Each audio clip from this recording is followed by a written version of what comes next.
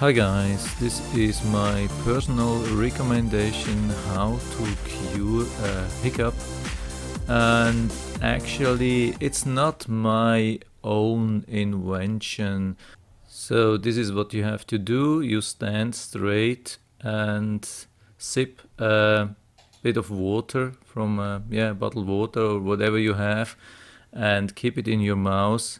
Then bend over to almost 90-degree angle as much as possible, and then swallow the water. I heard this from a friend and I tried it and it worked right away. So I did some research in the internet if this is some kind of documented cure, and I couldn't find it. So the closest thing which I found on the internet is to drink water upside down, but upside down is almost impossible to do, and it looks like this is some kind of trade-off or something like which is similar, not so hard to do, but still works. So it worked right away on my first attempt.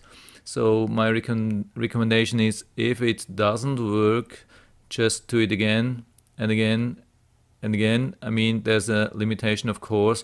You shouldn't drink more than maybe 3 or 4 quarts of water per day.